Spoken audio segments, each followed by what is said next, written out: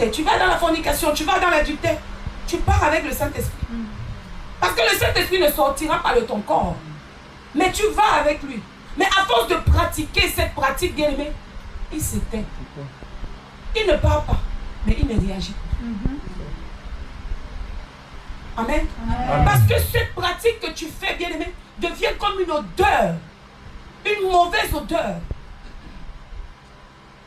Alléluia. Amen. C'est comme une puanteur. Yes. Amen. Amen. L'Esprit de Dieu ne peut pas rester là où il n'y a pas la sanctification. L'Esprit de Dieu ne peut pas rester dans une maison qui ne lui appartient pas. Yes. Même quand tu es en colocation, tu as quand même ta chambre, ton espace qui t'appartient. Yes. Tu payes, c'est ton droit. Yes. La limite du bailleur, c'est devant ta chambre.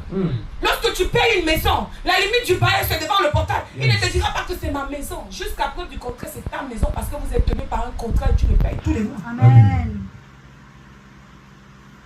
Amen. Amen. Donc si l'Esprit de Dieu ne se sent pas comme propriétaire du lieu, il ne peut pas demeurer dans cet endroit. Tu lui fais comprendre que tu n'as pas le droit d'être là. Tu n'as pas la place. Alléluia. Amen. Tu lui fais comprendre que tu n'as pas la place.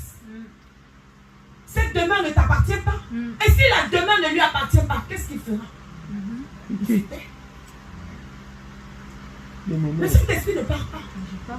Lorsqu'il nous a déjà choisis, lorsque nous avons été baptisés, il ne part pas, mais il se tait. Yes. Regardez l'histoire de Saül. La Bible dit que lorsque Saül a péché, Dieu a enlevé son esprit. Amen. Amen. Dieu a enlevé sa présence. Mais Saül devenait comme un vase. Lorsque Dieu veut utiliser Saül, il entre en Saül, il l'utilise. Dès qu'il a fini, il part. Amen. Amen. Lorsque Dieu veut t'utiliser, toi qui es dans le péché, bien aimé, il se tait quand tu es dans le péché. Mais au moment où il veut t'utiliser, il réveille cette partie-là, il t'utilise. Et après il se tait.